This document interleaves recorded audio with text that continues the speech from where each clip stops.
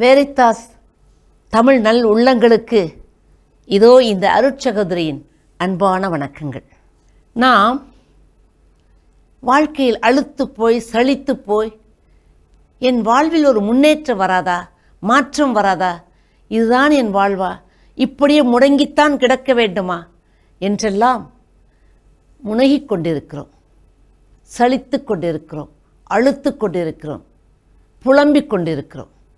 இல்லை இல்லை, எவருக்கும் மாற்றம் உண்டு, எத்தகையவருக்கும் ஒரு திருப்பு முனை உண்டு.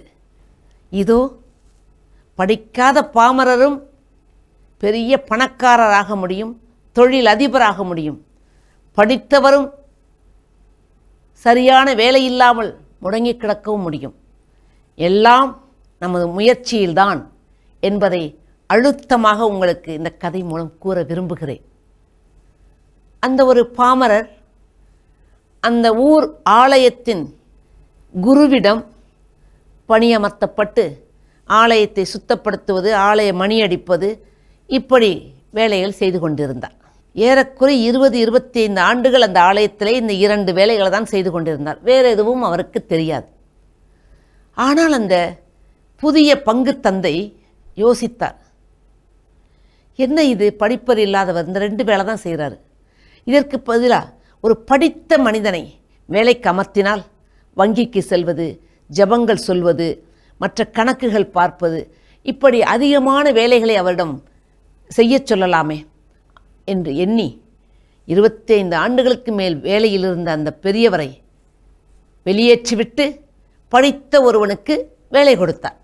இந்த பெரியவர் என்ன செய்வது, எனக்கு வேறு எந்த வேலையுமே தெரியாதே, 25 ஆண்டுகளாக செய்த ஒரே வேலை ஆலயத்தை தூய்மைப்படுத்துவதும் மணியடிப்பதும் தான், என்ன செய்வேன், எப்படி பிழைப்பேன்? ஆதங்கத்தோடு நடந்தே பயணமானார். பட்டணம் போய் ஏதாவது வேலை கிடைக்குமா என்று பார்ப்போம் என்று பட்டணம் நோக்கி நகர்ந்தார்.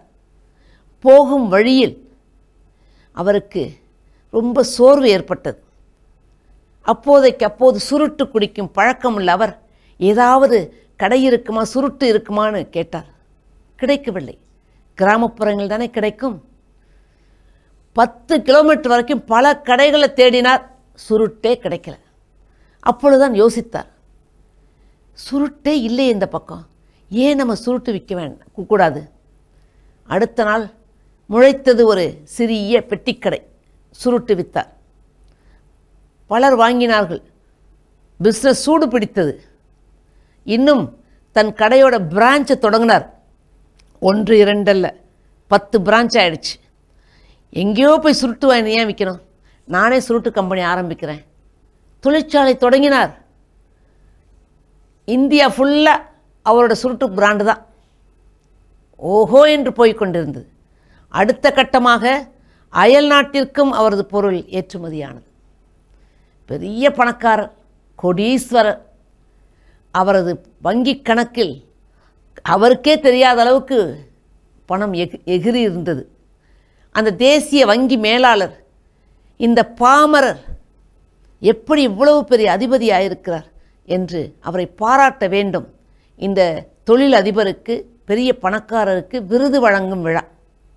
அப்பொழுது அந்த பெரியவரின் கணக்கில் உள்ள அந்த பணத்திலிருந்து கல்விக்காக உதவி செய்யலாம் என்று அவரிடம் கேட்டபொழுது ஓஹோ ஓகே என்று சொன்னார். அந்த செக்கில் சைன் பண்ண வைக்கும்போது அவர் கை நாட்டு வைத்தார். அப்பொழுது அந்த வங்கி மேலாளர் கேட்டார், என்ன ஐயான்னு? ஆம், நான் படிக்காத ஒரு பாமரன்.